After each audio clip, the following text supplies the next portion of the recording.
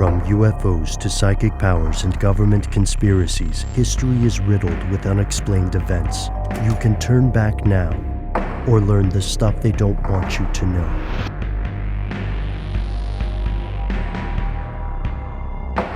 Here are the facts. You may not have heard of Thomas Galen Hieronymus before. Depending on who you ask, he's either a kook or a pioneering scientist. Over the course of his life, he spent years researching something he called Eloptic Energy, a force that shares many similarities with the orgone theories of Wilhelm Reich. For skeptics, the concept of orgone has been conclusively debunked, and any similar ideas are also considered pseudo-scientific. But, as Hieronymus' advocates argue, he discovered something else, something they swear is real. Here's where it gets crazy.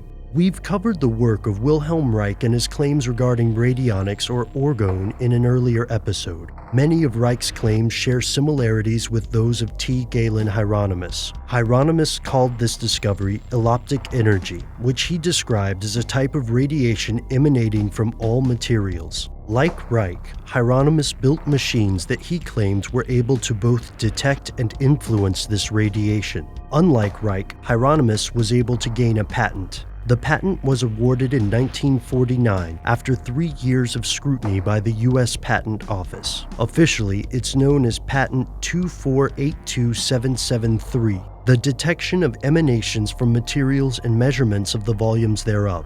The legends surrounding the machine can often be traced back to John Campbell, an editor of astounding science fiction in the 1950s. When Campbell received word of the patent, he contacted the inventor and the two began a regular correspondence. Campbell was convinced that the Hieronymus machine really could, through some unknown process, affect objects, including humans, remotely. In time, he went further with his claims, writing Hieronymus to say that the machine worked when he simply drew the circuits on a piece of paper. For those who believe that Hieronymus' claims are legitimate, this patent proves their case. But what is the machine supposed to do exactly? Its design is not complex. A sample well for the substance to be examined, a few adjustment dials, some relatively simple electronics, indicators, and a stick plate, which is supposed to produce a physical sensation on the operator's hands when certain conditions are reached. So how does the detection and influence of this eloptic energy affect the real world?